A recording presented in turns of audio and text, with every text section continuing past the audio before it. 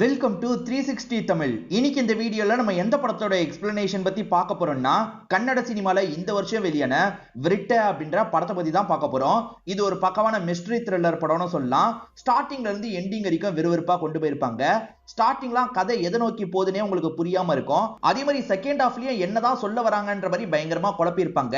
முடிவுல உங்களுக்கு எல்லாமே தெளிவா புரிஞ்சிடும். ஒரு சூப்பரான ட்விஸ்ட வச்சிருப்பாங்க. கண்டிப்பா அந்த ட்விஸ்ட நீங்க கெஸ் பண்ண மாட்டீங்கன்னு தான் நினைக்கிறேன். ஏன்னா கொஞ்சம் வித்தியாசமா தான் அந்த ட்விஸ்ட் வந்தது. இந்த படத்தோட பிளாட்டை பத்தி சொல்லணும்னு பாத்தீங்கன்னா, நம்ம ஹீரோக்கு கடன் பிரச்சனை ஏகப்பட்டது இருக்கு. அந்த கடன் ப்ராப்ளத்தை எப்படியாவது சால்வ் பண்ணும், தெரிஞ்ச ஒருத்தர் கிட்ட காசு வாங்க போகணும்ன்ற மாதிரி போறாரு. அந்த டிராவல்ல இவருக்கு நிறைய பிரச்சனைலாம் வருது. என்ன மாதிரியான பிரச்சனைலாம் வந்தது, அதுல இருந்து இவர் தப்புச்சாரா இல்லையான்னு சொல்றது தான் படத்தோட மீதி கதையா இருக்கும். எக்ஸ்பிளனேஷனுக்குள்ள போறதுக்கு முன்னாடி வீடியோக்கு ஒரு லைக் போடுங்க. இந்த எக்ஸ்பிளனேஷன் பிடிச்சிருந்ததுன்னா ஐப்னு ஒரு ஆப்ஷன் இருக்கும், அதையும் கிளிக் பண்ணி சப்போர்ட் பண்ணுங்க. மேற்கொண்டு பேசி டைம் வேஸ்ட் பண்ணாம நம்ம நேரடியா எக்ஸ்பிளனேஷனுக்குள்ள போயிடலாம். படத்தோட ஸ்டார்டிங் சீனே ஒரு சின்ன பையனை காட்டுறாங்க. இவன் பேரு சித்தார்த் அப்படின்றது. இவன் தான் இந்த படத்தோட ஹீரோவா இருப்பான். இவனை பொறுத்த வரைக்கும் சின்ன வயசுல இருந்தே பயமா இருக்கும். ஏன்னா ஸ்கூல் படிக்கும் போது பசங்க இருக்காங்கல்ல, பாத்ரூம்ல வச்சு இவனை லாக் பண்ணிருப்பாங்க. அதனால எதுக்கு எடுத்தாலும் இவன் பயந்துகிட்டே தான் இருப்பான். திடீர்னு தண்ணிக்குள்ள மூழ்கிற மாதிரிலாம் இவனுக்கு தோணுது. இவன் தூக்கத்துல இருந்து எந்திரிக்கிற மாதிரி நமக்கு காட்டுறாங்க. இப்ப பிரசன்ட்ல சித்தார்த்துக்கு ஒரு 25 வயசு ஆயிருச்சு. இன்னும் வேலைலாம் போகாம தான் இருக்காரு. இப்போ ஒரு பார்ல உட்காந்து இவர் சரக்கச்சிட்டு இருக்கிறத நமக்கு காட்டுறாங்க. சித்தார்த் இருக்கார்ல, ஒரு பெரிய பண பிரச்சனையில மாட்டிருக்காரு. ஃப்ரெண்டு கிட்ட தான் ஹெல்ப் கேட்டிருக்காரு. ஃப்ரெண்ட் என்ன சொல்றாருன்னா, நீ கேட்கிற அமௌண்ட் என்னால ரெடி பண்ண முடியல மச்சான், பாதி அமௌண்ட் ரெடி பண்ணிட்டேன், அதை வேணா உனக்கு எடுத்துட்டு வந்து தரேன்ற மாதிரி சொல்லிட்டாரு. இன்னும் மீதி பாதி அமௌண்ட் ரெடி பண்ணோம்ல, அதுக்காக அந்த ஃப்ரெண்டு ஒரு ஐடியா தராரு. அது என்னன்னா, உன் இடத்தோட பத்திரத்தை அந்த நபர்கிட்ட தந்தனா அவர் காசு தருவாரு, உனக்கு ஓகே தானேன்னு கேக்குறாரு. இப்ப எனக்கு எதுனாலும் ஓகே தான் அப்படின்ற மாதிரி ஹீரோ சொல்லிட்டாரு. ஆக்சுவலா ஹீரோக்கு ஏகப்பட்ட கடன் பிரச்சனை இருக்கு. அதை சால்வ் பண்றதுக்காக அந்த நபரை பார்க்க போகணும்னு யோசிக்கிறாரு. அந்த நபரை பொறுத்த வரைக்கும் வேற ஒரு பகுதியில இருக்காரு. அந்த நபரை பார்க்கறதுக்காக நைட்டே கிளம்பலான்ற மாதிரி இவர் கார் எடுத்துட்டு கிளம்பிட்டு இருக்காரு. ஃப்ரெண்ட் அந்த பகுதியில போ, அவர்கிட்ட பேசி காசை வாங்கு, அந்த இடம் கொஞ்சம் வளைவு நெளிவா இருக்கும், கவனமா போன்ற மாதிரிலாம் சொல்லிட்டாரு. நான் பாத்துக்கிறேன் அப்படின்ற மாதிரி இவரும் ஃப்ரெண்டு கிட்ட பேசுறாரு. இப்படி ஃப்ரெண்டு கிட்ட பேசிக்கிட்டே வந்துட்டு இருக்கும் போது வழியில ஒரு ஆக்சிடென்ட் போல பாதிக்கப்பட்டவங்கள ஹாஸ்பிட்டலுக்கு கூட்டு போறதுக்காக இவரோட வண்டியை நிறுத்த வைக்கிறதுக்கு ட்ரை பண்றாங்க.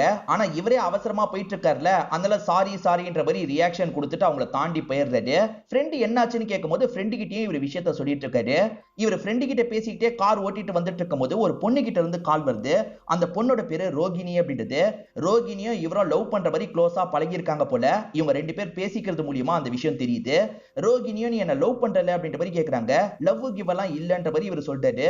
என்ன இப்படி பேசிட்டு இருக்க, உன்னால நான் பிரெக்னன்ட்டா இருக்கேன், நம்ம ரெண்டு பேருமே லவ் பண்றதா நான் நினைச்சேன்ற மாதிரி சொல்லிட்டாங்க. பிரியா கூட பிரேக்கப் ஆனதுல இருந்து லவ் பத்தி யோசிக்கிறதுக்குலாம் எனக்கு நேரமே இல்ல, உன் கூட நான் பழகுனது ஃப்ரெண்ட்ஷிப்பா தான் பழகுனேன், லவ் கிவ் எல்லாம் இல்லன்ற மாதிரி சொல்லிட்டாரு. நீ என்ன இப்படி பேசுறன்ற மாதிரி ரோகிணி அந்த சைட்ல இருந்து கோவப்பட்டு இருக்காங்க. என்னால கண்டிப்பா கருவெல்லாம் கலைக்க முடியாது, ஒரு உயிரை சாவடிக்க முடியாது, சீக்கிரம் நம்ம கல்யாணம் பண்ணிக்கலான்ற மாதிரி சொல்றாங்க. நான் லவ்வே இல்லைன்னு சொல்றேன், நீ கல்யாணம் பண்ணிக்கலாம்னு சொல்ற, இன்னும் வேலை வெட்டிக்கலாம் நான் போகாம இருக்கேன், இப்பெல்லாம் இந்த முடிவை என்னால எடுக்க முடியாதுன்னு சொல்றாரு. ஒரு ஸ்டேஜ்ல கோவத்துல அவங்களுமே காலை கட் பண்ணிடுறாங்க. இப்ப இவருமே எக்ஸோட ஒரு கல்யாண பத்திரிகையை எடுத்து பாக்குறாரு. இவர் எக்ஸோட பேரு பிரியான்னு சொன்ன பாத்தீங்களா, அவங்களோட கல்யாண பத்திரிகையை சோகமா பார்க்கும் போது பிளாஷ்பேக்கை நமக்கு காட்டுறாங்க. அதாவது இவரும் பிரியாவும் லவ் பண்ணாங்கல்ல, அந்த டைம்ல நடந்த விஷயத்த காட்டுறாங்க. அப்ப இவருக்கு ஒரு 23 வயசு இருக்கும். பிரியாவோ ஒரு இடத்துல டிராப் பண்றதுக்காக தான் வந்திருக்காரு. பிரியா இவர்கிட்ட ரொம்ப பாசமாலாம் பேசிட்டு இருக்காங்க. அந்த அளவுக்கு டீப்பா இவங்க ரெண்டு பேர் லவ் பண்ணிருக்காங்கன்னு தெரிய வருது. இவர் காலேஜ் எல்லாம் முடிச்சிட்டாரு. அப்பா கொஞ்சம் வசதியானவர். ஆனா இவருக்குன்னு ஒரு வேலை கிடைக்காம இருக்கு. வேலையும் இவர் பார்க்காம இருக்காரு. சீக்கிரமா லைஃப்ல செட்டில் ஆக ஏதாவது பண்ணுன்ற மாதிரிலாம் பிரியா சொல்றாங்க. அதெல்லாம் ஒன்னும் பிரச்சனை இல்ல, நான் பார்த்து பண்ற மாதிரிலாம் இவர் கேர்ள் ஃப்ரெண்ட் கிட்ட பேசியிருப்பாரு. இப்ப கதை அப்படியே பிரசன்ட்டுக்கு வருது. ஒரு நம்பரை இவர் பேஸ்டர்ட் அப்படின்ற மாதிரி சேவ் பண்ணி வச்சிருக்காரு. அந்த நம்பர்ல இருந்து கால் வந்துகிட்டே இருக்கு. இவரும் போனை எடுக்க வேணாம் அப்படின்ற மாதிரி எடுக்காம இருக்காரு. இப்ப பெட்ரோலை ஃபில் பண்றதுக்காக பெட்ரோல் பங்குக்கு வந்துடுறாரு. தேவையான பெட்ரோல்லாம் இவர் ஃபில் பண்ணிடுறாரு. அப்போ ஒரு வேன் இவரை ஃபாலோ பண்ணி வரதை இவர் நோட் பண்ணிட்டாரு. அந்த வேனை தாண்டி போதா இல்லையான்ற மாதிரி வெயிட் பண்ணி பாக்குறாரு. ஆனா அந்த வேன் அங்கேயே தான் நின்னுட்டு இருக்கு. இவர் வண்டி எடுத்ததுக்கு அப்புறம் மட்டும் அந்த வேன் ஸ்டார்ட் ஆகுது. ஏதோ தப்பா இருக்கே அப்படின்ற மாதிரி இவருமே யோசிச்சுக்கிட்டே இங்க இருந்து கிளம்புறாரு. மேற்கொண்டு இவரும் டிராவல் பண்றாரு. அப்ப இவர் வீட்டுக்கு கால் பண்றாரு. போனை தங்கச்சி தான் எடுக்கிறாங்க. இவருக்கு ஒரு தங்கச்சி இருக்காங்க போல. இவர் தங்கச்சி கிட்ட என்ன சொல்றாருன்னா, இன்னைக்கு வீட்டுக்கு வரதுக்கு லேட் ஆகும், அம்மா கிட்ட சொல்லிடுன்ற மாதிரி சொல்லிட்டாரு. அம்மாவும் அப்பாவும் வெளியே போனாங்க, வர டைம் தான், வந்தா நான் சொல்றேன்ற மாதிரிலாம் தங்கச்சி சொல்லிட்டு இருக்காங்க. ஆமா நீ எங்க போறன்ற மாதிரியும் கேக்குறாங்க. அதெல்லாம் உனக்கு தேவையில்லாத விஷயம், எதுனாலும் நான் வந்ததுக்கு அப்புறம் சொல்றேன்ற மாதிரிலாம் இவர் காலை கட் பண்ணிடுறாரு. இவர் கடன் வாங்கி இருக்கிறத பத்தி வீட்டுக்கு தெரியாது போல, அதனால தான் இப்படி மறைச்சிட்டு இருக்காரு. திரும்பி அந்த வேனை ஃபாலோ பண்ணி வரதை இவருமே கவனிக்கிறாரு. இந்த வேன் எதுக்கு நம்மளையே ஃபாலோ பண்ணுது, வேணும்ட்டே காரை நிறுத்தணும்ன்ற மாதிரி ஒரு இடத்துல காரை நிறுத்திடுறாரு. இவர் காரை நிறுத்தணும்னு அந்த வேன் காரனும் காரை நிறுத்திடுறான், அதாவது அவனோட வேனை நிறுத்திடுறான். இப்ப இவர் இருக்கார்ல வேகமா காரை விட்டு இறங்குறாரு. இப்ப அவன் இருக்கான் பாத்தீங்களா, காரை ஸ்டார்ட் பண்ணி இங்க இருந்து கிளம்புறான். என்ன நம்ம நின்னோன்னு மட்டும் இவன் காரை ஸ்டார்ட் பண்ணிட்டு கிளம்புறான் அப்படின்ற மாதிரி இவருமே குறுகுறுன்னு பார்த்துட்டு இருக்காரு. சரி அவன் போயிட்டான்ல, நம்ம தம்ம போடலாம் அப்படின்ற மாதிரி தம்ம எடுக்கிறாரு. ஆனா ஒரு தம்மு கூட இல்லைன்றது இவருக்கு தெரிய வருது. சரி போற வழியில வாங்கிக்கலாம் அப்படின்ற மாதிரி இவருமே கார் எடுத்துட்டு இங்க இருந்து கிளம்ப ஆரம்பிக்கிறாரு. இவர் போக வேண்டிய பகுதி இருக்கு பாத்தீங்களா, கொஞ்சம் மலைப்பகுதி மாதிரி இருக்கும். அந்த பகுதியில ஓட்டணும்னா நம்ம முழிச்சுக்கிட்டே தான் இருக்கணும்ன்ற மாதிரிலாம் இவர் யோசிக்கிறாரு. இப்ப அந்த டீ கடைக்கு இவர் வந்துடுறாரு. வந்தவர் எனக்கு சிகரெட் எல்லாம் தாங்கன்ற மாதிரி வாங்கிக்கிறாரு. இவர் சிகரெட் பிடிச்சிட்டு இருக்கிறத ஒரு 3 பேர் குறுகுறுன்னு பார்த்துட்டு இருக்காங்க. காரணம் இவர் பார்க்கவே பணக்காரர் மாதிரி இருக்கார்ல, இவர்கிட்ட ஏதாவது பண்ணலாமான்ற மாதிரி தான் யோசிக்கிறாங்க போல. என்ன இப்படி பாக்குறாங்கன்ற மாதிரி இவரும் பயப்படுறாரு. இப்ப பேஸ்டர்ட்னு இவர் சேவ் பண்ணி வச்சிருக்க நம்பர் கிட்ட இருந்து கால் வருது. இப்ப அட்டன் பண்ணி பேச ஆரம்பிக்கிறாரு. அப்பதான் ஒரு விஷயம் தெரியுது, இவன் கிட்ட இருந்து தான் காசு வாங்கியிருக்காரு போல. இவனுமே பயங்கரமா திட்டுறான். காசை தரன் இன்னும் எவ்வளவு நாள்டா இழுத்துட்டு இருப்ப, நீ பெரிய ஆளோட பையன்றதுனால தான் உன்னை நம்பி நான் காசு தந்தேன், நீ மட்டும் காசை திரும்பி தரல வீட்டுக்கு போய் பிரச்சனை பண்ணுவேன், கொஞ்ச நேரத்துக்கு முன்னாடி கூட உன்னோட வீட்டுக்கு போனன்ற மாதிரி சொல்லிட்டாரு. இது என் வீட்டுக்கு போனீங்களா, வீட்டுக்குலாம் போகாதீங்க, நான் காசை தந்துடுறேன் அப்படின்ற மாதிரி இவர் பேசிட்டு இருக்காரு. எவ்வளவு நாள் இழுப்ப, எனக்கு காசு வேணும்ன்ற மாதிரி அவன் பேசிட்டு இருக்கான். நான் உங்களுக்கு ஏற்பாடு பண்றதுக்காக தான் போயிட்டு இருக்கேன், இதுக்கப்புறம் வீட்டுக்கு போற வேலை எல்லாம் வச்சுக்காதீங்க, நான் சீக்கிரமா காசை தந்துடுறேன்னு பேசுறாரு. இப்ப அவர் புரிஞ்சுக்காம திட்டுற மாதிரிலாம் பேசுறாருல, இவரும் கோவத்துல வார்த்தையை விட்டுறாரு. இப்ப வார்த்தையை விட்டவர் தங்கச்சிக்கு கால் பண்ணிட்டாரு. வீட்டுக்கு யாராவது வந்தாங்களான்ற மாதிரி கேக்குறாரு. ஆமா உன் ஃப்ரெண்டுன்னு 2 பேர் வந்தாங்கன்ற மாதிரி தங்கச்சி சொல்லிட்டாங்க, அவங்க கிளம்பி போயிட்டாங்கன்ற மாதிரியும் சொல்லிட்டாங்க. இதுக்கப்புறம் யார் வந்தாலும் சரி நீ கதவை திறக்காத, அப்பா அம்மா வேற இன்னும் வரலன்னு சொல்லிட்டல, யாரு வந்தாலும் சரி கதவை திறக்க கூடாது, கதவெல்லாம் டாப்பால் போட்டுக்கோ அப்படின்ற மாதிரி சொல்லிட்டாரு. ஏன் எதுக்குன்னு தங்கச்சி கேக்குறாங்க. ஏன் எதுக்குன்னு கேட்காத, நான் சொல்றத பண்ணுன்ற மாதிரி பேசுறாரு. வீட்டுல தனியா இருக்க தங்கச்சிக்கு ஏதாவது பிரச்சனை வந்துருமா அப்படின்ற மாதிரிலாம் இவர் கொஞ்சம் பயந்துட்டு இருக்காரு. இப்ப இவரு கிளம்பலான்றதுக்காக இந்த டீ கடைக்காரர்கிட்ட அந்த இடம் எங்க இருக்குன்னு கேக்குறாரு. சார் அந்த பகுதிக்கு நைட்டு நேரத்துல போக போறீங்களா, அங்க நிறைய வளைவுலாம் இருக்கும் சார், கொஞ்சம் கவனமாவே போங்க, ஏன்னா கொஞ்சம் ஸ்லிப் ஆனாலும் மலை உச்சில இருந்து நீங்க கீழே விழ கூட வாய்ப்பு இருக்குன்ற மாதிரிலாம் பேசுறான். ஏன்டா இப்படி அவசகுணமா பேசுறன்ற மாதிரி ஒரு பார்வை இவர் பாக்குறாரு. இப்ப பில் அமௌண்ட் எல்லாம் செட்டில் பண்ணிட்டு இங்க இருந்து கிளம்புறாரு. அப்படி கிளம்புறதுக்காக கார்ல உட்கார்றவர் அந்த 3 பேரை பாக்குறாரு. இப்பயும் அந்த 3 பேர் அவங்களுக்குள்ள ஏதோ பேசிட்டு இருக்காங்க. இவனுங்க என்ன பேசிட்டு இருக்காங்கன்ற மாதிரி வண்டி எடுத்துட்டு கிளம்பிடுறாரு. ஹீரோக்கு எக்ஸாக்டான லொகேஷன் தெரியாது, ஃப்ரெண்ட் லொகேஷன் அனுப்பியிருப்பாரு. அந்த லொகேஷனை செலக்ட் பண்ணிட்டு இவரும் அதை பார்த்து ஃபாலோ பண்ணிட்டு இருக்காரு. இப்பதான் பாஸ்ட்ல நடந்த விஷயத்தை நமக்கு காட்டுறாங்க. இவர் ஸ்கூல் படிக்கும் போது பசங்க இருக்காங்க பாத்தீங்களா, ரெஸ்ட் ரூம்ல வச்சு இவரை பூட்டிடுவாங்க. எனக்கு பயமா இருக்குன்னு கெஞ்சிருப்பாரு. ஆனா கேட்காம பசங்க பூட்டி இருப்பாங்க. அதெல்லாம் இவரோட மைண்டுக்குள்ள அடிக்கடி ஓடும் போல. இப்ப அம்மா ரூம்குள்ள வரும்போது இவர் பயந்த மாதிரி முழிக்கிறாரு. என்னாச்சுன்ற மாதிரி அம்மா கேக்குறாங்க. திரும்பி அதே கெட்ட கனவான்ற மாதிரியும் கேக்குறாங்க. ஆமான்ற மாதிரி இவரும் சொல்லிட்டாரு. அம்மாவை பொறுத்த வரைக்கும் பையன் மேல பாசம் வச்சிருக்காங்க. ஆனா அப்பா இருக்காருல, இவன் வேலை வெட்டிக்கே போக மாட்டான்னு எப்ப பாரு திட்டிக்கிட்டே இருக்காரு. அம்மாவும் புதுசா ஒரு நம்பர் வாங்கியிருக்கேன்டா, அதை சேவ் பண்ணி வச்சுக்கோன்ற மாதிரிலாம் சொல்றாங்க. ஆனா இவர் காதிலேயே வாங்க மாட்டாரு, அங்க இருந்து கிளம்பி போறாரு. இவருக்கு கடன் பிரச்சனை இருக்குல்ல, அதெல்லாம் அம்மாக்கு தெரிஞ்சா ரொம்ப வருத்தப்படுவாங்க, அதுக்குள்ள கிளியர் பண்ணும் அப்படின்ற மாதிரிலாம் யோசிக்கிறாரு. இவர் இப்ப ரோகிணின்னு ஒரு பொண்ணு கூட பழகிட்டு இருந்தாரு. அந்த பொண்ணு கூட இவரால பிரெக்னன்ட் ஆயிட்டாங்கல்ல, திரும்பி அந்த பொண்ணு கால் பண்ணிருக்காங்க. நான் நல்லா யோசிச்சு பார்த்தேன், திடீர்னு நீ இப்படி பேசினா என்ன அர்த்தம், நீ தான் என்ன கல்யாணம் பண்ணிக்கணும், நம்ம 2 பேர் க்ளோஸா தானே பழகணும், நீ பிரியாவை மறக்க தானே செஞ்ச அப்படின்ற மாதிரிலாம் கேக்குறாங்க. நான் உண்மையில பிரியாவை மறக்கலாம் இல்ல, அதே மாதிரி என்னால் தான் நீ பிரெக்னன்ட் ஆனதுக்கு என்ன ப்ரூஃப் இருக்குன்ற மாதிரி இவர் கேக்குறாரு. என்ன நம்பாம இப்படி பேசுறல்ல, அப்ப இவ்வளவுதான் நம்மளுக்குள்ள பழக்கமா அப்படின்ற மாதிரி அவங்க ஃபீலிங்கா பேசுறாங்க. இந்த டிராமாக்கெல்லாம் இப்ப எனக்கு டைம் இல்ல, எனக்கு வேலை இருக்கு, முதல்ல காலை கட் பண்ணு அப்படின்ற மாதிரிலாம் கொஞ்சம் கோபமா பேசுறாரு. இவர் ரொம்ப அசிங்கப்படுத்துற மாதிரி பேசுறாருல, இதுக்கப்புறம் உனக்கு காலே பண்ண மாட்டேன் அப்படின்ற மாதிரி ரோகிணி இருக்காங்கல்ல, காலை கட் பண்ணிடுறாங்க. இவங்க கிட்ட பேசினதுல சித்தார்த் பயங்கரமா டென்ஷன் ஆயிடுறாரு. இப்போ ஒரு ஓரமா காரை நிறுத்துறாரு. ஒரு தம்ம போடலாம் அப்படின்ற மாதிரி இவருமே தம்மெல்லாம் அடிச்சிட்டு இருக்காரு. அப்ப அந்த வேன் இருக்கு பாத்தீங்களா, இவருக்கு பக்கத்துல வந்து நிக்குது. என்ன வேன் இங்கே வந்திருக்கு, கண்டிப்பா எவனோ நம்மள ஃபாலோ பண்றான் அப்படின்றது இவருக்கு புரிஞ்சிருது. இப்ப அந்த வேனை நோக்கி நடந்து போலான்னு நினைக்கிறாரு. அதுக்குள்ள எதிர்பக்கத்துல இருந்து ஒரு போலீஸ் ஜீப் வருது. அந்த போலீஸுங்க இவர் காரை நிறுத்தி இருக்கிறத கவனிக்கிறாங்கல்ல. இந்த இடத்துல எதுக்காக காரை நிறுத்தி இருக்க, இங்கெல்லாம் காரை நிறுத்தக்கூடாது, சீக்கிரமா இங்க இருந்து கிளம்பு, அதுவும் இந்த நேரத்துல ஸ்மோக் பண்ணிட்டு இருப்பியா, கிளம்புன்ற மாதிரிலாம் திட்டுறாங்க. சரி ஓகேன்ற மாதிரி இவரும் கார் எடுத்துட்டு கிளம்புறாரு. இப்ப அந்த வேன்காரங்க எங்க போனாங்கன்னு தெரியல, வேன்ல யாரும் ஃபாலோ பண்றாங்கன்னு இவருக்கு தெரியல.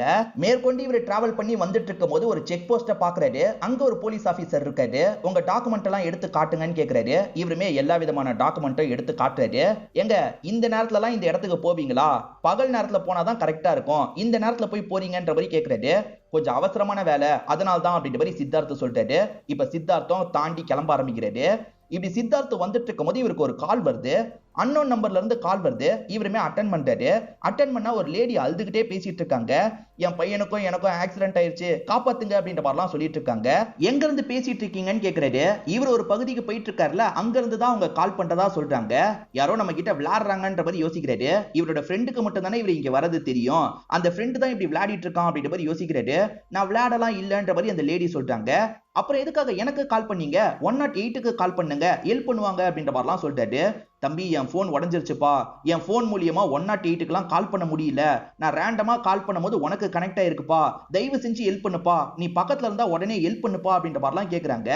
நான் அந்த ஏரியால தான் இருக்கேன், ஆனா நீங்க சொல்றதை என்னால சுத்தமா நம்ப முடியல, எப்படி ஹெல்ப் பண்ண முடியும், என்னால முடியாதுன்ற மாதிரி சொல்லிட்டு இருக்காரு. ப்ளீஸ் பா ஏதாவது பண்ணுன்ற மாதிரிலாம் ரொம்ப கெஞ்சி கேக்குறாங்க.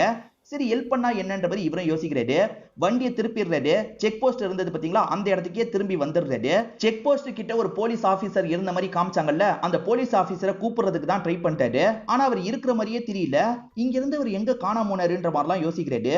இன்னும் அந்த லேடி கால்ல தான் இருக்காங்க. இங்க ஒரு போலீஸ் இருந்தாரு, இப்ப பாக்கலான்னு வந்தா போலீஸ காணோம், என்ன பண்றதுன்னு எனக்கு தெரியலங்க, எனக்கு வேற ஒரு முக்கியமான வேலை இருக்குன்ற மாதிரி சொல்லிட்டாரு. அப்படி சொல்லாதப்பா, ஏதாவது பண்ணுப்பா, என் பையனுக்கு உயிர் இருக்கா என்னன்னு கூட எனக்கு தெரியலப்பா அப்படின்ற மாதிரிலாம் ஃபீல் பண்றாங்க. நீங்க இருக்க பகுதியை பத்தி சொல்ல முடியுமான்ற மாதிரி கேக்குறாரு. பள்ளமா இருக்குப்பா, எங்க இருக்கனே எனக்கு தெரியலப்பா, ஆக்சிடென்ட் ஆனதுல ஒண்ணுமே புரியலன்ற மாதிரிலாம் அந்த லேடி சொல்லிட்டு இருக்காங்க. இடமே தெரியலனா நான் என்னங்க பண்ண முடியும் அப்படின்ற மாதிரிலாம் இவர் கேக்குறாரு. சரி 108க்கு கால் பண்றேன் அப்படின்ற மாதிரி 108க்கு இவர் கால் பண்ணிட்டாரு. எங்க எனக்கு தெரிஞ்ச ஒருத்தங்களுக்கு ஆக்சிடென்ட் ஆயிருக்கு, எக்ஸாக்டான பகுதியை சொல்ல மாட்டாங்க, நீங்க இந்த இடத்துக்கிட்ட ஆம்புலன்ஸ் அனுப்புங்க, அந்த இடத்துக்கிட்ட தான் நான் இருக்குன்னு சொல்லிட்டாரு. சரி சார் அனுப்பி வைக்கிறோம் அப்படின்ற மாதிரி ஆம்புலன்ஸ் அனுப்பி வச்சிடுறாங்க. அந்த டிரைவர் இப்ப கான்டாக்ட் பண்ணி பேச ஆரம்பிக்கிறாரு. சார் எக்ஸாக்ட்டா எங்க வரணும்னு கேக்குறாரு. சார் இடம் எக்ஸாக்ட்டா தெரியாது சார், இந்த பகுதியை நோக்கி வாங்க, அங்க இருக்க ஏதோ ஒரு பள்ளத்துல தான் அவங்க விழுந்திருக்காங்க போல அப்படின்ற மாதிரிலாம் சொல்றாரு. அப்ப இடம் தெரியாதா சார், இடம் தெரியாம எப்படி சார் இந்த இடத்துல தேடுறது, அதெல்லாம் வேலைக்கு ஆகாது அப்படின்ற மாதிரி அந்த டிரைவர் சொல்றாரு. அப்படிலாம் சொல்லாதீங்க, தயவு செஞ்சு வாங்க, அவங்க ரொம்ப கெஞ்சி கேட்டுட்டு இருக்காங்க அப்படின்ற மாதிரிலாம் சொல்றாரு. சரி சார் தேடுறேன் அப்படின்ற மாதிரி அவருமே தேட ஆரம்பிக்கிறாரு. இப்ப இவர் இருக்கார்ல, ஓல்டுல போட்ட அந்த லேடி கிட்ட பேச ஆரம்பிக்கிறாரு. ஆக்சுவலா ஆம்புலன்ஸ் உங்களை கிராஸ் பண்ணி போக கூட வாய்ப்பு இருக்கு, ஆம்புலன்ஸ் சவுண்ட் கேட்டா உடனே சொல்லுங்கன்ற மாதிரி சொல்றாரு. இன்னும் கேட்கலன்ற மாதிரி சொல்றாங்க. இவரும் அந்த டிரைவர் கிட்ட முன்னாடி போய்கிட்டே இருங்கன்ற மாதிரி சொல்றாரு. ஒரு ஸ்டேஜ்ல அந்த லேடி இருக்காங்கல்ல, இப்ப ஆம்புலன்ஸ் சவுண்ட் லைட்டா கேக்குதுன்ற மாதிரி சொல்றாங்க. எங்க உங்க ஆம்புலன்ஸ் சவுண்ட் உங்களுக்கு கேக்குதாங்க, அதனால அந்த இடத்துல சுத்தி முத்தி தேடி பாருங்க அப்படின்ற மாதிரிலாம் சொல்றாரு. ஒரு ஸ்டேஜ்ல ஆம்புலன்ஸ் தாண்டி போன மாதிரி இருக்குன்ற மாதிரி அந்த லேடி சொல்றாங்க. சார் நீங்க கொஞ்சம் தாண்டி போயிட்டீங்க போல, அந்த லேடி கொஞ்சம் பின்னாடி தான் இருக்காங்க, பின்னாடி போய் செக் பண்ணி பாருங்க சார், வண்டியை விட்டு இறங்கியே செக் பண்ணி பாருங்க சார் அப்படின்ற மாதிரி சொல்றாரு. சரி ஓகேன்ற மாதிரி அந்த டிரைவருமே ஏத்துக்கிறாரு. டிரைவர் மட்டும் இல்ல, கூட வேற ஒருத்தரும் வந்திருக்காரு. ரெண்டு பேருமே அந்த இடத்துல சுத்தி முத்தி பாக்குறாங்க. அதாவது ஆக்சிடென்ட் ஆன மாதிரி ஏதாவது தடயம் இருக்கான்ற மாதிரி பார்த்துட்டு இருக்காங்க. சார் ஆக்சிடென்ட் ஆகி அவங்க கீழே விழுந்திருந்தா இந்த இடத்துல இருக்க செவரு டேமேஜ் ஆயிருக்கும் சார், அந்த மாதிரி இங்க எந்த ஒரு செவரும் டேமேஜ் ஆகல அப்படின்ற மாதிரிலாம் அவர் சொல்லிட்டு இருக்காரு. சார் கொஞ்சம் நல்லா செக் பண்ணுங்க, அவங்க பள்ளத்துல இருக்கிறதா சொல்றாங்க, அங்க போய் பாருங்கன்ற மாதிரி சொல்றாரு. சார் இருட்டுல நான் எப்படி சார் பள்ளத்துல போய் பார்க்க முடியும், இங்க இருந்தே தான் சார் செக் பண்ண முடியும், நான் வேணா ஊர்ல போய் ஆளுங்களை கூட்டு வரேன்ற மாதிரி சொல்றாரு. சரி சரி சீக்கிரமா ஊர்ல போய் ஆளுங்களை கூட்டு வாங்க, அந்த லேடி பாவம்ன்ற மாதிரிலாம் ஹீரோ சொல்றாரு. அவருமே ஆளுங்களை கூட்டு வரதுக்காக போறாரு. இந்த சமயம் பார்த்தா அந்த வேன் இருக்குல்ல, ஹீரோவோட காரை ஃபாலோ பண்ணுது. இவனுங்க என்ன ஃபாலோ பண்றாங்கன்னு ஹீரோ பயந்து செம்ம வேகமா போயிட்டு இருக்காரு. அப்படி போயிட்டு இருக்கும் போது ஏடகுடமா ஹீரோ காரை திருப்புறாருல, ஒரு மலை உச்சியில இருந்து இவரோட காரை ஆக்சிடென்ட் ஆன மாதிரி உருளலாம் ஆரம்பிக்குது. அப்படியே கட் பண்ணி ஹீரோவோட பாஸ்ட்ல நடந்த ஒரு விஷயத்தை நமக்கு காட்டுறாங்க. இவரும் பிரியான்னு ஒருத்தவங்களும் லவ் பண்ண மாதிரி காமிச்சாங்க பாத்தீங்களா, இவங்களுக்குள்ள பிரேக்கப் நடக்க போது போல. இவர் பிரியாவை பார்க்கிறதுக்காக ஒரு இடத்துல வெயிட் பண்ணிட்டு இருக்காரு. இப்ப பிரியாவும் பைக்ல வந்து இறங்குறாங்க. ஆக்சுவலா நம்ம ரெண்டு பேருக்குள்ள சின்ன சின்ன பிரச்சனை வந்துகிட்டே இருந்தது, அதை சால்வ் பண்றதுக்கு ரெண்டு பேருமே எஃபர்ட் போட தான் செஞ்சோம், ஆனா அது சால்வ் பண்ண முடியாமையே போயிருச்சு. எனக்கு கூடிய சீக்கிரத்துல கல்யாணம் நடக்க போகுது, உனக்கு பத்திரிக்கை தரதுக்காக தான் வந்தன்ற மாதிரி பத்திரிக்கையை தந்துடுறாங்க. நீ கல்யாணத்துலலாம் வந்து பிரச்சனை பண்ண மாட்டேன்னு நினைக்கிறேன், பண்ணாத அப்படின்ற மாதிரி இவங்களுமே இங்க இருந்து கிளம்பி போயிடுறாங்க. காலேஜ் எல்லாம் முடிச்சதுக்கு அப்புறம் ஒரு 2-3 வருஷம் இவங்க ரெண்டு பேருமே பயங்கரமா லவ் பண்ணிருப்பாங்க. அந்த பொண்ணு நல்ல வேலையிலலாம் இருந்திருப்பாங்க, ஆனா இவருக்கு ப்ராப்பரான வேலை கிடைச்சிருக்காது. இது ரிலேட்டடா இவங்க ரெண்டு பேருக்குள்ள எப்ப பாரு சண்டை வந்துகிட்டே இருக்கும். அந்த சண்டையோட விளைவா தான் இவங்க ரெண்டு பேருக்குள்ள பிரேக்கப் ஏற்பட்டிருக்கு போல. இதெல்லாம் யோசிச்சு பார்த்து இவரும் பயங்கரமா ஃபீல் பண்ணிட்டாரு. இப்ப பிரசன்ட்ல ஹீரோ கண்முழிக்கிறாரு. பார்த்தா மலை உச்சியில இருந்து கீழே விழுந்திருக்காருன்னு தெரிய வருது. பயங்கரமா அடிபட்டிருக்கு. இவரும் வலியால இந்த இடத்துல துடிச்சிட்டு இருக்காரு. கால் பண்ணலான்னு பார்த்தா கால் போக மாட்டேங்குது. டவர் கிடைச்சாதானே கால் போகும். டவர் சுத்தமா இந்த இடத்துல இல்லைன்றது இவருக்கு புரியுது. சரி, இங்க இருந்து நடந்தாதான் வேலைக்காகும் அப்படின்ற மாதிரி யோசிக்கிறாரு. ஏற்கனவே ஃப்ரெண்டு ஒரு குறிப்பிட்ட அமௌண்ட்டை தந்தாரு பாத்தீங்களா, அந்த அமௌண்ட் இவர்கிட்ட தான் இருக்கு. இந்த அமௌண்ட்டை எடுத்துட்டு தான் போகணுன்ற மாதிரி எடுத்துட்டு போக ஆரம்பிக்கிறாரு. அப்ப பாஸ்ட்ல நடந்த சில விஷயங்களையும் நமக்கு காட்டுறாங்க. பாஸ்ட்ல இவர் எதுக்கு எடுத்தாலும் பயப்படுவாரு பாத்தீங்களா, இப்பயும் அப்படி பயப்படுற சில ஞாபகம்லாம் இவருக்கு வர மாதிரி நமக்கு காட்டுறாங்க. அதாவது இவரோட சின்ன வயசு ஞாபகம்லாம் இவருக்கு வர மாதிரி காட்டுறாங்க. நம்ம இங்கேயே இருந்தா யாரும் வரமாட்டாங்க, அதனால இந்த பேக் எடுத்துட்டு நடக்க ஆரம்பிப்போம், எப்படியாவது நம்ம இங்க இருந்து கிளம்பிடணும் அப்படின்ற மாதிரிலாம் இவர் நடக்க ஆரம்பிக்கிறாரு. காட்டு பகுதின்றதுனால இவருக்கு வழி ப்ராப்பரா தெரிய மாட்டேங்குது. போன இடத்துக்கே திரும்ப திரும்ப வந்துட்டு இருக்காரு. என்னடா இது போன இடத்துக்கே திரும்ப திரும்ப வரோன்ற மாதிரிலாம் இவர் ஃபீல் பண்ணிட்டு இருக்காரு. இப்படி நடந்து வந்துட்டு இருக்கும்போது ஒரு அருவி இருக்கிறத பாக்குறாரு. இவர் செம்ம தண்ணி தாகத்துல இருக்காருல, இங்க இருக்க தண்ணியை குடிக்க வேண்டியதுதான் அப்படின்ற மாதிரி நிறைய தண்ணி எல்லாம் குடிச்சுக்கிறாரு. சரி, மேற்கொண்டு நடக்கலான்ற மாதிரி நடக்கிறாரு. நைட்டு நேரம் வந்தா மட்டும் ரெஸ்ட் எடுக்கலான்ற மாதிரி யோசிக்கிறாரு. அப்படி ரெஸ்ட் எடுத்துட்டு இருக்கும்போது பயங்கரமா இவருக்கு குளிருது. எரிக்கிற மாதிரி ஏதாவது கிடைக்கும்னு பார்த்தா பெருசா எதுவுமே கிடைக்க மாட்டேங்குது. அதாவது இலை எல்லாமே நனைஞ்சு போன மாதிரி இருக்கு. அதனால பணத்தை தான் போடணும்ன்ற மாதிரி இவர் பணத்தை போட்டு எரிச்சிட்டு இருக்காரு. கட்டுக்கட்டா காசு வச்சிட்டு இருக்காருல, அதெல்லாம் போட்டு எரிச்சிட்டு இருக்காரு. நம்ம கிட்ட காசு இருக்கிறது தெரிஞ்சுதான் அந்த வேன்ல இருக்கவங்க ஃபாலோ பண்ணிருக்காங்க, ஆக்சிடென்ட் பண்ணிருக்காங்க போலன்ற மாதிரிலாம் யோசிக்கிறாரு. அவங்க ஆக்சிடென்ட் பண்ணிருக்க மாட்டாங்க, இவர் ஏடகூடமா ஆக்சிடென்ட் ஆன மாதிரி கீழே விழுந்திருப்பாரு. இவர் காசை போட்டு எரிச்சிட்டு இருக்கும் போது இவரோட மனசாட்சி பக்கத்துல வந்து பேச ஆரம்பிக்குது. டே, காசை போட்டு எரிச்சிட்டு இருக்க, உனக்கு ஏகப்பட்ட கடன் பிரச்சனை இருக்குடா, இப்படி போய் காசை எரிக்கிறியேன்ற மாதிரிலாம் அந்த மனசாட்சி கேள்வி கேட்குது. அதுக்கு இவர் இருக்கார்ல, நான் முதல்ல உயிரோட இருக்கணும், அதுக்கு இந்த குளிரை நான் தாங்கி ஆகணும், அதுக்காக தான் இந்த விஷயத்த பண்றேன், காசை தாண்டி என்னோட உயிர் தான் இப்போதைக்கு எனக்கு முக்கியம் அப்படின்ற மாதிரிலாம் இவர் பேசிட்டு இருக்காரு. முழு காசெல்லாம் எரிச்சிருக்க மாட்டாரு, கொஞ்சம் காசை தான் எரிச்சிருப்பாரு. இப்ப பகல் நேரம் இவருமே எந்திரிச்சு நடக்கலாம் ஆரம்பிச்சிடுறாரு. இவர் டவர் கிடைக்குமா அப்படின்ற மாதிரி பார்த்துட்டு இருக்காரு பாத்தீங்களா. ஒரு ஸ்டேஜ்ல டவர் லைட்டா கிடைக்கிற மாதிரி இருக்கு, எப்படியாவது கால் பண்ணிடணும் அப்படின்ற மாதிரி இவர் கால் பண்றதுக்கெல்லாம் ட்ரை பண்ணிட்டாரு. அதே மாதிரி வந்து அந்த ரோகிணி கிட்ட இருந்தும் கால் வர மாதிரி இருக்கு, அதையாவது அட்டன் பண்ணலாம்னு நினைக்கிறாரு. அப்பன்னு பார்த்து டவர் டோட்டலா கட் ஆயிருது. அதே மாதிரி போனும் சுவிட்ச் ஆஃப் ஆகுற நிலைமைக்கு வந்துருது. இதை பாக்குற இவர் ஃபீல் பண்ணி இந்த இடத்துல அழுவுறாரு. அவ்வளவுதான், நம்ம கதை இங்கேயே முடிஞ்சிடும் போல அப்படின்ற மாதிரிலாம் ஃபீல் பண்ணி இவர் அழுதுட்டு இருக்காரு. இப்படி அழுதுகிட்டே இருந்தா நம்ம கண்டிப்பா இந்த இடத்துல இறந்து போயிடுவோம், எந்திரிச்சு நடக்கலாம் அப்படின்ற மாதிரி இவரே தைரியப்படுத்தி எந்திரிச்சு நடக்கிறாரு. சின்ன வயசுல இருந்தே இவர் கொஞ்சம் பயந்த கேரக்டர்ல, அதெல்லாம் இவரோட மைண்டுக்குள்ள ஓடிக்கிட்டே இருக்கு. அதெல்லாம் தாண்டி இவர் கஷ்டப்பட்டு நடக்கிறாரு. பசி வந்தா கொஞ்சம் கோவம்லாம் வரும் பாத்தீங்களா, அந்த மாதிரி இவர் கொஞ்சம் மென்டலா பாதிக்கப்படுற நிலைமைக்கு போயிடுறாரு. இப்ப நைட்டு நேரம் ஒரு இடத்துல இவர் படுத்துட்டு இருக்காரு. படுத்துட்டு இருக்கும் போது மழை பெய்ய ஆரம்பிக்குது. மழை பெஞ்சா அந்த தண்ணியை கொஞ்சம் குடிக்கலாம்ல, அந்த தண்ணியெல்லாம் குடிக்கிறாரு. அப்பன்னு பார்த்து ஒரு மிருகத்தோட சவுண்டு கேக்குது. திரும்பி பார்த்தா அங்க புலி தான் இருக்கு. ஐயோ, புலி இருக்கேன்ற மாதிரி இவர் பயப்படுறாரு. அது கிட்ட இருந்து தப்பிச்சு ஒளிஞ்சிட்டு இருக்காரு. இப்ப பாஸ்ட்ல நடந்த விஷயத்தை காட்டுறாங்க. சின்ன வயசுல இருந்தே ஹீரோக்கு ஒரு பாதிப்பு இருந்தது பாத்தீங்களா, வளர்ந்ததுக்கு அப்புறமா அந்த பாதிப்பு இருக்கும். சில சமயம் ரூம்குள்ள உட்காந்து இவர் பாட்டுக்கு ஏதாவது புலம்பிக்கிட்டே இருப்பாரு. அம்மாவும் வந்து என்னாச்சுடா, ஏன்டா இப்படி பண்ணிட்டு இருக்கன்ற மாதிரிலாம் கண்ட்ரோல் பண்றாங்க. சின்ன வயசுல இருந்தே பையனுக்கு இந்த மாதிரி ப்ராப்ளம் இருக்கிறது அம்மாக்கு தெரியும். அம்மா தான் ஆறுதல்லாம் சொல்லி இவரை நார்மல் நிலைமைக்கு கொண்டு வராங்க. இவர் சின்ன பையனா இருக்கும் போதே அம்மா தான் ரொம்ப சப்போர்ட்டிவா இருந்திருப்பாங்க. எதை பார்த்தாலும் எனக்கு பயமா இருக்குமா அப்படின்ற மாதிரிலாம் இவர் சொல்லிட்டாரு. அதெல்லாம் ஒன்னும் பிரச்சனை இல்ல, அம்மா உன் கூட தானே இருக்கேன், உனக்கு எந்த பிரச்சனையும் வராது அப்படின்ற மாதிரிலாம் ஆறுதல் சொல்லுவாங்க. இப்ப பிரசன்ட்ல தனியா இருக்கும் போது அதெல்லாம் யோசிச்சு பாக்குறாரு. ஒரு புலிக்கு பயந்து இவர் ஒளிஞ்சாரு பாத்தீங்களா, அந்த புலி அட்டாக் பண்றதுக்குலாம் வந்திருக்கும். அதை மீறி இவர் அது கிட்ட இருந்து தப்பிச்சிடுறாரு. இப்ப மேற்கொண்டு இவரும் நடக்க ஆரம்பிக்கிறாரு. நடந்து இவரோட கால்லாம் பயங்கரமா வலி. அதே மாதிரி சாப்பிடாம வேற இருக்காரு பாத்தீங்களா, இவரோட வாயில இருந்து ரத்தம்லாம் ஊத்த ஆரம்பிக்குது. இவர் வந்த இடத்துக்கே திரும்ப வரோன்னு யோசிக்கிறாரு. அதனால அடையாளத்துக்காக இந்த ரூபா நோட்டை ஒவ்வொரு இடத்துலயே ஒட்டிடலான்ற மாதிரி ஒட்டலாம் ஆரம்பிக்கிறாரு. நிறைய காசு இருக்குல்ல, ஒவ்வொரு மரத்திலேயே இந்த ரூபா நோட்டெல்லாம் ஒட்டி போறாரு. இந்த வழியாவே திரும்பி வந்துடக்கூடாது, எப்படியாவது வழியை கண்டுபிடிச்சிடணும் அப்படின்ற மாதிரிலாம் இவர் யோசிச்சுட்டு இருக்காரு. இப்படி கஷ்டப்பட்டு நடந்து வந்தவர் ஒரு இடத்தை பார்த்து ஷாக் ஆகிற மாதிரி நமக்கு காட்டுறாங்க. எதை பார்த்து ஷாக் ஆகுறாரு அப்படின்றது இப்பதான் தெரிய வருது. இவ்வளவு கஷ்டப்பட்டு நடந்து வந்தவர் அந்த கார் விழுந்தது பாத்தீங்களா, அதே இடத்துக்கு தான் திரும்பி வந்திருக்காரு. அட பாவமே, இதே இடத்துக்கு தான் திரும்பி வந்திருக்குமா அப்படின்ற மாதிரிலாம் ஃபீல் பண்ணி இந்த இடத்துல அழுதுட்டு இருக்காரு. அவ்வளவுதான், நம்ம உயிர் போயிருச்சு, நம்மள யாரும் காப்பாத்த வரமாட்டாங்க அப்படின்ற மாதிரிலாம் ஃபீல் பண்ணிட்டு இருக்காரு. இப்ப இந்த இடத்துல பயங்கரமா மழை எல்லாம் பெய்ய ஆரம்பிக்குது. மழை பெஞ்சா இவர் தண்ணியை குடிக்க முடியும்ல, அந்த தண்ணியெல்லாம் புடிச்சு குடிச்சிட்டு இருக்காரு. அப்பன்னு பார்த்தா ஆளுங்களோட சவுண்ட் கேக்குது. ஆனா இவரால சுத்தமா பேசவே முடியல. இவரால கத்த முடிஞ்சா கத்தி இருப்பாரு, ஆனா சுத்தமா கத்த முடியல. இப்ப ஆளுங்க இருக்காங்கல்ல, இங்க யாருமே இல்லன்ற மாதிரி அவங்களுக்குள்ள பேசிட்டு இருக்காங்க. திரும்பி போலான்ற மாதிரிலாம் நினைக்கிறாங்க. திரும்பி போயிட்டா பெரிய பிரச்சனை, அதுக்குள்ள எப்படியாவது கூப்பிடணும்ன்ற மாதிரி இவர் கூப்பிடுறதுக்கு ட்ரை பண்ணிட்டாரு. சுத்தமா இவரால பேசவே முடியல. நம்ம காரை எப்படியாவது ஸ்டார்ட் பண்ணிட்டா போதும்ன்ற மாதிரி இவருமே காரை ஸ்டார்ட் பண்றதுக்கு ட்ரை பண்ணிட்டாரு. இப்ப கார் ஸ்டார்ட் ஆகுது. கார் ஸ்டார்ட் ஆனா லைட் எரியும் பாத்தீங்களா, அந்த லைட் அவங்க கவனிச்சிடுறாங்க. ஹீரோ அவங்க கவனிச்சோனே மயங்கி விழுந்துருவாரு. வேகமா வந்து ஹீரோவை தூக்க ஆரம்பிக்கிறாங்க. இப்ப ஹீரோ கண்முழிக்கும் போது ஒரு ஹாஸ்பிட்டல்ல இருக்கிறது இவருக்கு தெரிய வருது. ஹாஸ்பிட்டல்ல இவருக்கு பக்கத்துல இருந்து யாரோ பாத்துக்கிறாங்க. பாத்துக்கிறது யார் தெரியுமா? ரோகிணின்னு ஒருத்தவங்க போன்ல பேசினாங்கல்ல, அவங்க தான் லைட்டா கண்ணீரோட இவரை கவனிச்சிட்டு இருக்காங்க. இப்ப முடிக்கிற இவரும் ரோகிணியை பார்த்து கொஞ்சம் சந்தோஷப்படுறாரு. ரோகிணி கிட்ட ரொம்ப மோசமான இவர் பேசினாரு பாத்தீங்களா, அதுக்காக மன்னிப்பு எல்லாம் கேட்டுட்டு இருக்காரு. பரவாயில்ல விடு, நீ கவனமா போயிருக்கலாம்ல அப்படின்ற மாதிரி அவங்களுமே பேசிட்டு இருக்காங்க. இவருக்கு ஏகப்பட்ட பண பிரச்சனை இருக்கு பாத்தீங்களா, அதை பத்தி எல்லாம் சொல்றாரு. அதனால தான் உங்ககிட்ட ரொம்ப மோசமா பேசிட்டேன். அந்த பண பிரச்சனை எல்லாத்தையும் நான் சீக்கிரமா சால்வ் பண்ணிடுவேன். நம்ம ரெண்டு பேருமே நிச்சயமா கல்யாணம் பண்ணிக்கலாம் அப்படின்ற மாதிரிலாம் இவர் பேசிட்டு இருக்காரு.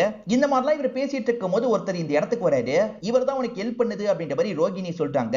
இவர் அந்த நபருக்கு நன்றி எல்லாம் சொல்லிட்டு இருக்காரு.